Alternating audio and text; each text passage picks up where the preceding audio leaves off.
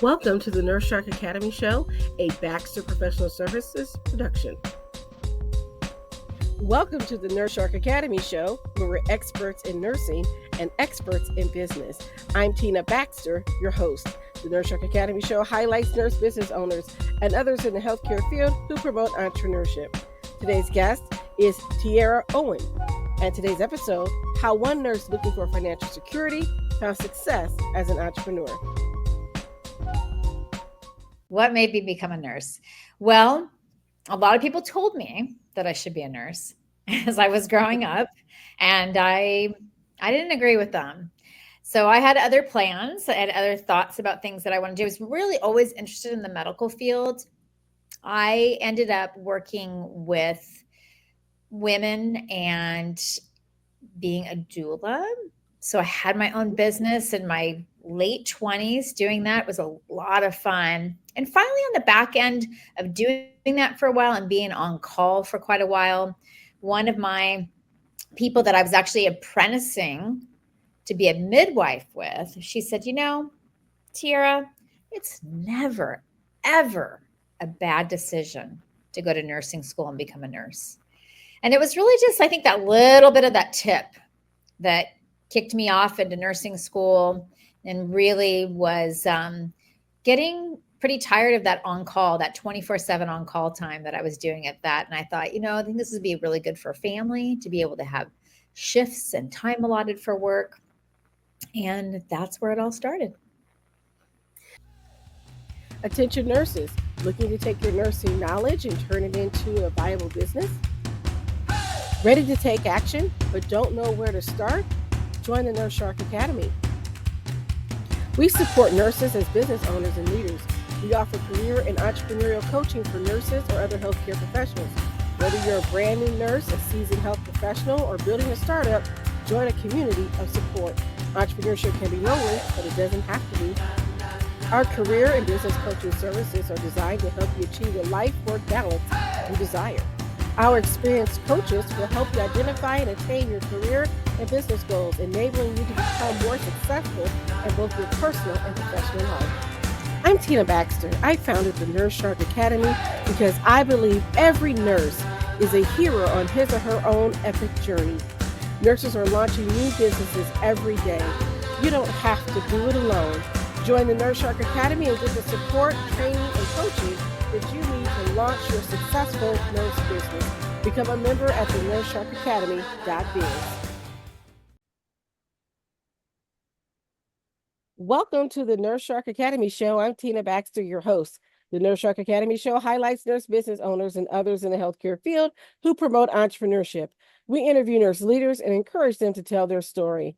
My mission is for you to own your seat at the table of nurse entrepreneurship, gaining the confidence, skills, and freedom to live your life on your own terms. You will dream big and expand your consciousness as an entrepreneur. Join us and support these wonderful nurse entrepreneurs and leaders. Today's guest is Tierra Owen of Nursing Ourselves out of Santa Cruz, California. Welcome to the show, Tierra.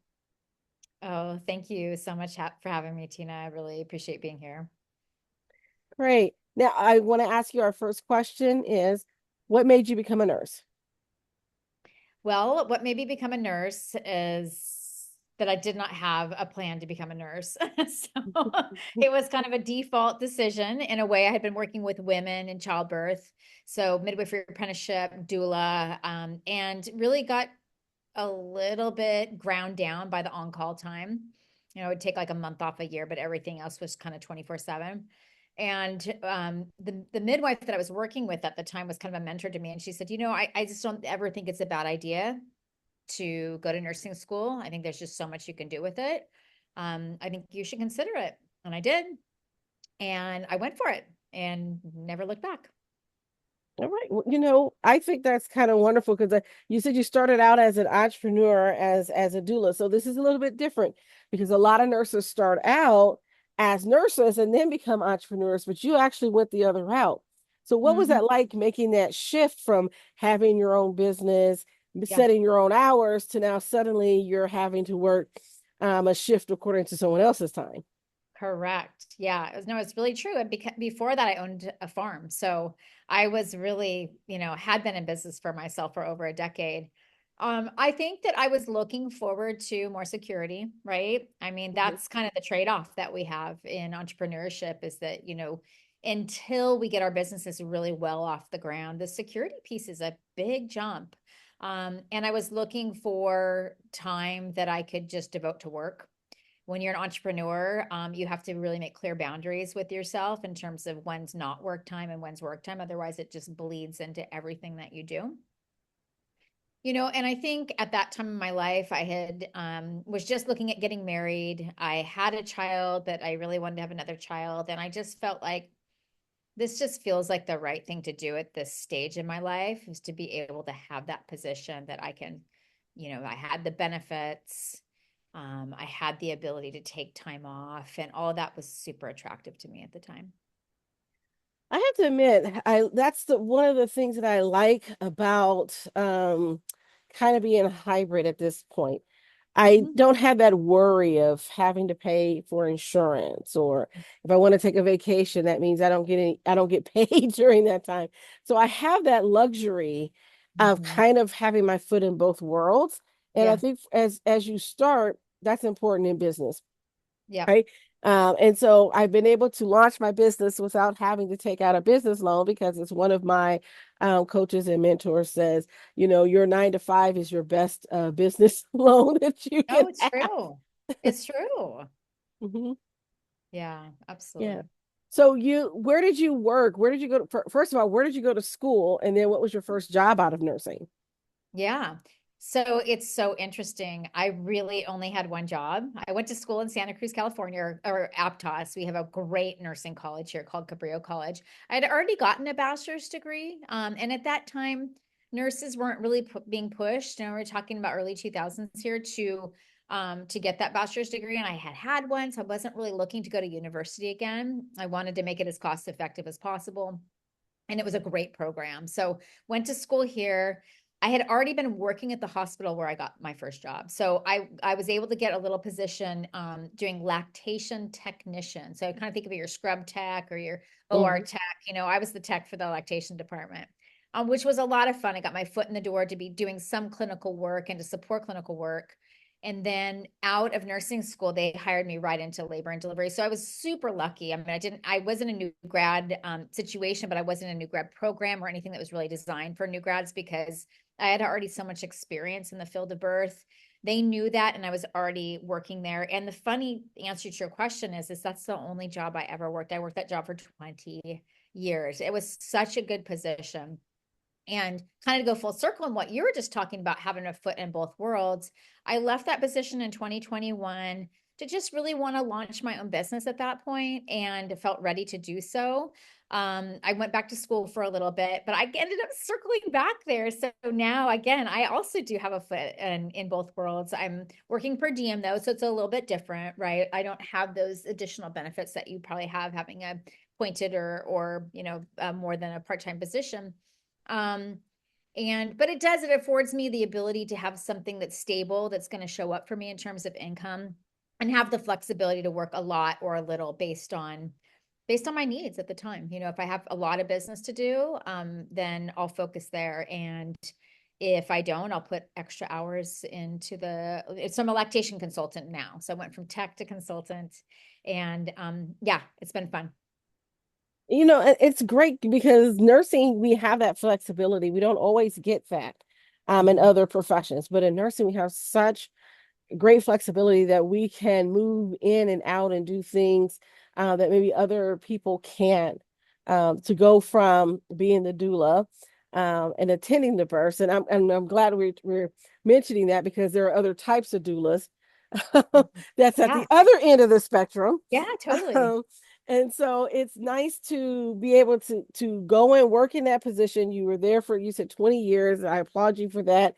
Midwifery and birth and babies was never my thing. My specialty is gerontology and psychiatry. Okay. So Okay. send me the people with Alzheimer's and dementia, and I'm a happy person. Yeah. So I say that to say that I think it's wonderful that you found what you loved and was able to stick with it, and now still have some aspect of it that you're still doing. Yeah. Yeah. Absolutely. Me too. Yeah. So tell me about your business. What's Yes. your business?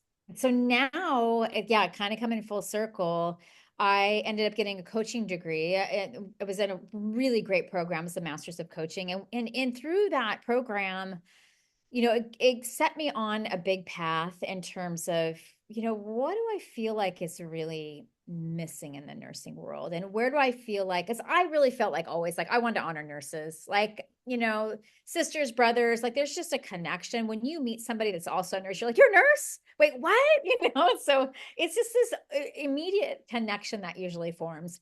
And so having an audience of nurses, having a community or a niche of nurses that I really wanted to support, I found the whole was honestly for myself, right? So where do businesses often develop is that piece in yourself that you're trying to work on, right? So I found that space in the financial industry. So what's really interesting about that, let me back up a little bit. When I left my position, I took a really part-time position in an integrative clinic. Okay. Mhm. And this is my first time as a nurse ever working with sick people. I was like, oh wow, wait, men and women and like they're super sick and like going through these really hard things. I had always felt like I was at work, and we were just doing like multiple weddings and fiestas and like these amazing celebrations, right? I mean, most of the time it was like that. Sometimes it was really hard and tragic, but most of the time it was great times.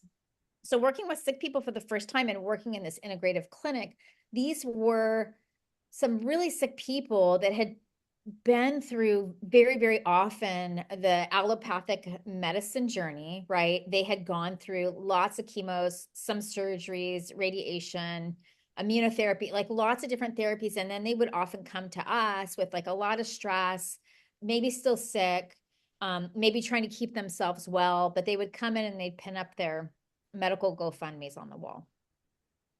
And I didn't really get it because I didn't understand that if you have health insurance, like what's happening in terms of you don't have any money, right? Of coverage. Well, I'll just give for example, cancer can be $500,000 to $1 million diagnosis, right? And health insurance does not cover all that. That's right. Usually it's 80% somewhere in that realm. The people can't work and all of a sudden they're stuck with a 100 to $200,000 medical bill. Plus they're not working, Right. right? So I just was really woken up.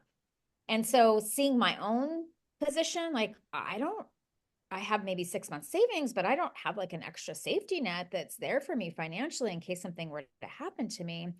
And I got introduced to this solution called living benefits through another nurse that was working this. And I thought, you know what? Every nurse that I know of needs to know about these. And that's what started me on my journey of my own business in the financial industries. Okay. So for those that don't know or don't understand, can you explain what living benefits means? Absolutely. So, living benefits is life insurance you don't have to die to use.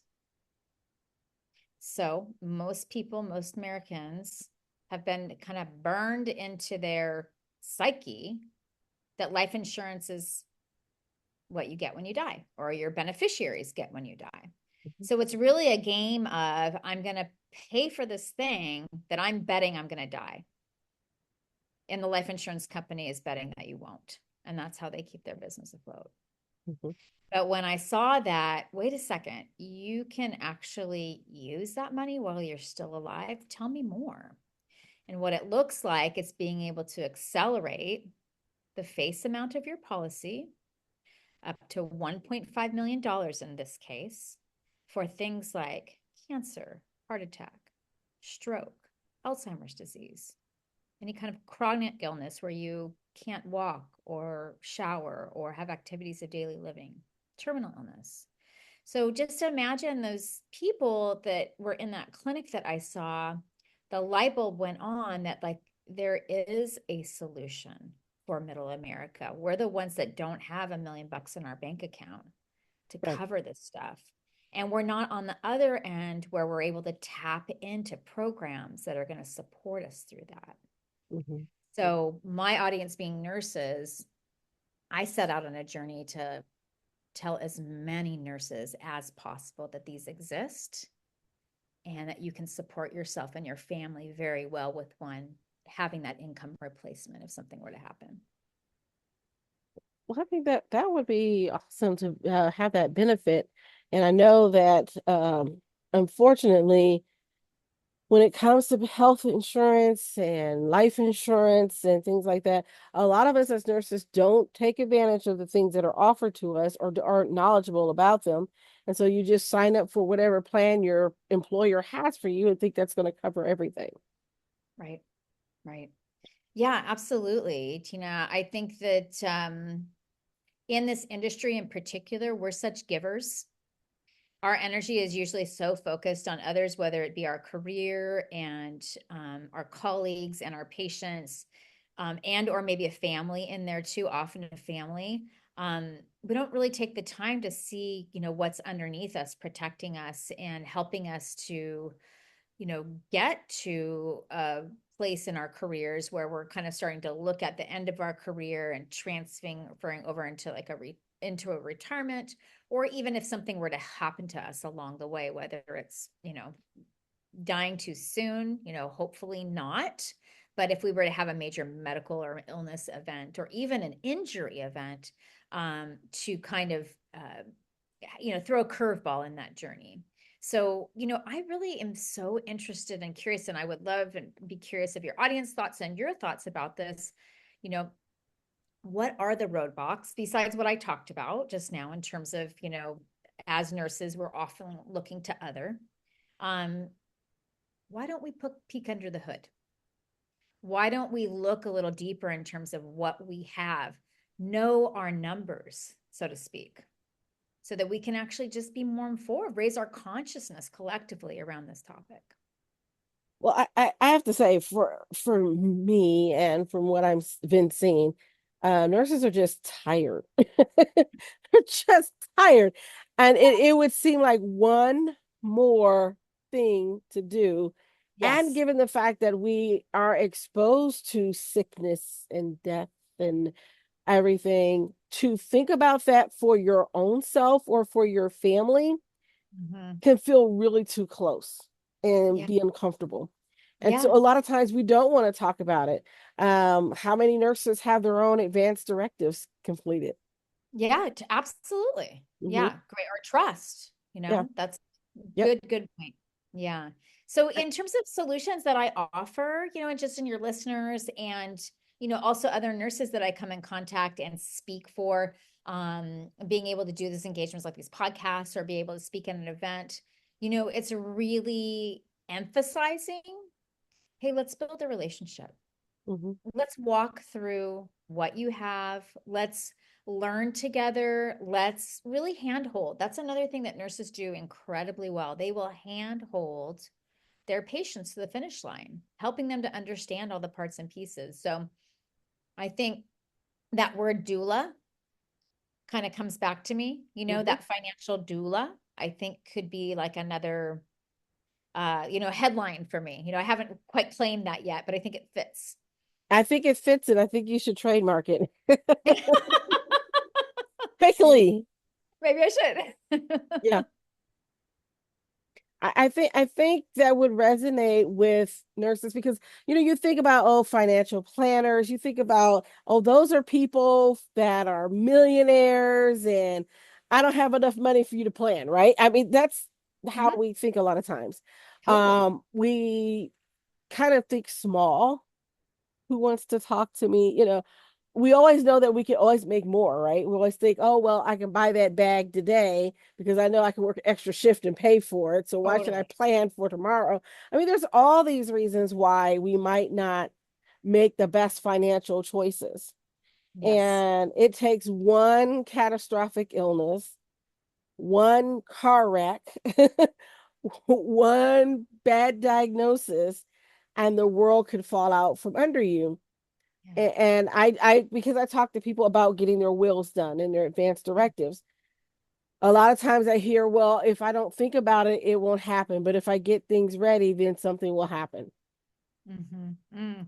Yeah, isn't that a yeah, that's such a strange way to think about things. I know that one of the things we used to do, in the labor and delivery. Are you familiar with smudging? What that term is, using like the dried sage, Yes. they it's kind of Yes. yeah, so they take that smoke, right, and they Hmm. purify it and they cleanse the area. Well, one of the things that we used to do at deliveries, and this is kind of the opposite of what you're talking about, is if we were having a delivery that was just not looking too good, we were like kind of setting up the OR, we were setting up the nursery, we're ready to bring, we always called that smudging the nursery because we were sort of planning ahead that we were going to prep that nursery for this baby. We were going to make some calls, we are going to put some things in place. And often, if we were prepared, that event never happened. It's almost like we were just kind of clearing that space and bringing in this great energy of protection to this baby. Hmm. And Hmm. sometimes it didn't, it really served us well. It's just like these kinds of things. It's like, people are going to be so incredibly proud of themselves for making a decision to have a tool like this if and when the event comes. And if they don't and they know about it, they're probably going to be pretty upset with their decision. Yes. Yes. It's the conversations of, oh, I wish I had had that test when I first found that lump, right? We were talking about this in another group and how people are so afraid to find out information. Mm-hmm. And the guy was saying, yeah, they won't go to the doctor because they're afraid they'll have something. And I just had my mammogram, and I was thinking, well, nope, that's not me. I've already been. Yeah. I said, if I've been through this before, had the biopsy and everything. Yep. I said, if there's something there, I'd rather know now than wait till later, and there's Yep. nothing you can do about it. So I've always Yep. been a preacher of prevention. I'm like, let's go prevent as much as we can so that maybe I don't have to go to the doctor at all It's if I such a take care of wide myself. stretch. Yeah. Yeah. And I had a nurse that, unfortunately, with somebody that was pretty close to me, just last spring, kind of walking and talking through all of these things and getting her to know the process, etc. And she fell a little bit off my radar. Couldn't get a hold of her. We were trying to help get something in place. And she came back to me. I don't know what it was, a month or 6 weeks later, and she's like, "I wish I would have. I just got diagnosed with breast cancer." And if the timing was, right, I mean, maybe she already had breast cancer. Maybe it would have, Hmm. shown up in terms of the underwriting or a future pending appointment or something like that. But still, like at that exact scenario, I had personal experience with, and it was like, oh, if I could only, take away her pain because, she's dealing with something so heavy. And I would hate for anybody to kick themselves and feel like that. Yes. Yes. Yes. And so, how would someone who's listening, how would they get in touch with you? Well, I'm just going to say phone number Okay. 831-201-3656. Text me, call me. We can do a policy review. We can take a look at what you have. We can go through this as slowly or as quickly as you want to, just to build a relationship of trust. That's really the bottom line. And then the other piece is I hang out on LinkedIn. I don't have a website because it's not really something that you can just read about and understand. I want to build relationships. And so direct message me, Tierra Owen, on LinkedIn, reach out to connect with me, and we can take it from there. Okay. All right. So again, that information will be in our show notes for those of you that want to get a hold of her. Certainly look that up. And so I think this is a very important topic and conversation. And I wonder, do you ever do any like educational things, like seminars or something like that on your own, like maybe on a LinkedIn audio event or something like that? Yeah. Yeah, I'm looking to set some of those up. I'm also doing some speaking locally. So if you are in the Santa Cruz area, that's something that we can talk about. And then also, we work with local working groups and have speaking engagements through them. And so yeah, so watch out, if you're in the space of LinkedIn, because I will always post or publish, what's up and coming in terms of some of those more public events. And yeah, that's definitely a direction. Thank you. Okay, great, great. So our last question we always ask, is if you had a piece of advice for a budding entrepreneur, what Oh, would yeah. it be? I would say go easy on yourself, especially if you're a nurse and you're working in a position. Take your time to develop your idea. See if you can get a test market, even a practice place to see if you have a good solution, that it's marketable. And I think that the other piece is just don't be afraid to tell and talk about it. I mean, I think when you are in the space of having it depends on what kind of business that you're in, but if you're in the space of having a position and having a business, you do have to be careful about that line.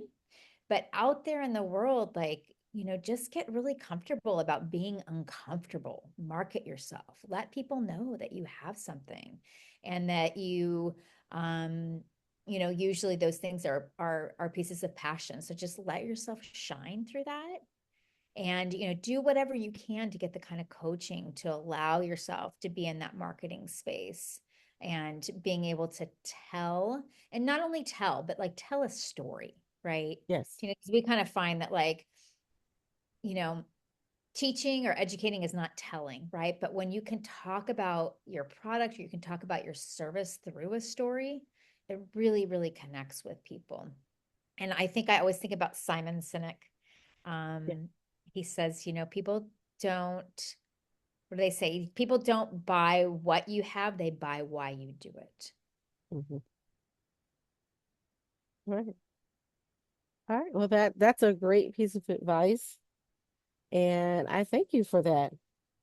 It's funny you said that because I was in a Facebook group. I'm in a Facebook group, Mm-hmm. and there's a nurse. He happens to be a male, Mm-hmm. and he's just very negative about his business Mm-hmm. and about the lack of perceived support, and in particular from this group.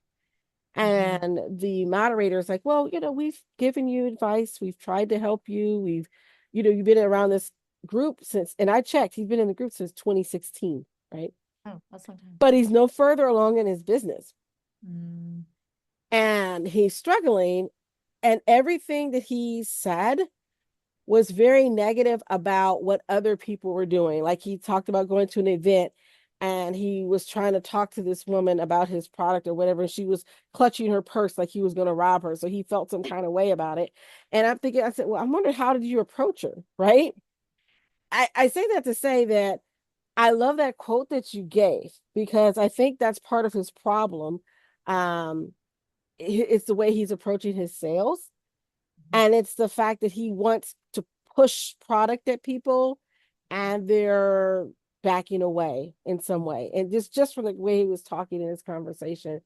But I think if he had talked to you and kind of explained why he was doing what he was doing and why he believes in what he has, I think that might go a long way for what he's doing. He happens to be selling scooters, and I'm thinking, well, who's your market?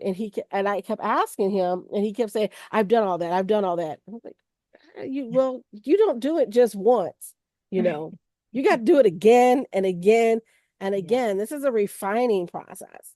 Yeah. Yeah. So I appreciate your insights. It would definitely would be very helpful. And I will get this information up in our show notes for our listeners so that they can get in contact with you to learn more about it. And if you Wonderful. have your next seminar, let us know and we'll put it up Okay. there so we can promote it. Definitely. We'll cross promote with you. Thank you, Tina. You're welcome. So I want to say thank you to everyone who is watching us on YouTube. Don't forget to hit the subscribe button and the notification bell so you know when our next episode comes live. Also, those of you that are listening through Podbean or wherever you're getting your podcast for our audio version, thank you again. Leave us a like and a comment and a review. We appreciate you. If you're wanting to be a guest on the show, always you can get to know us at the nurseSharkAcademy.biz. You can get in contact with us there. And if you know of a nurse that you think would be a good asset on the show and has a great story to tell, let me know. Thank you and bye bye for now. Bye.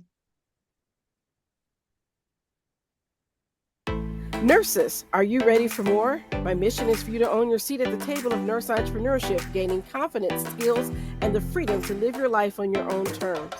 Assisting you in achieving your goals through tailored advice, continuous learning, and a collaborative approach is at the heart of everything I do.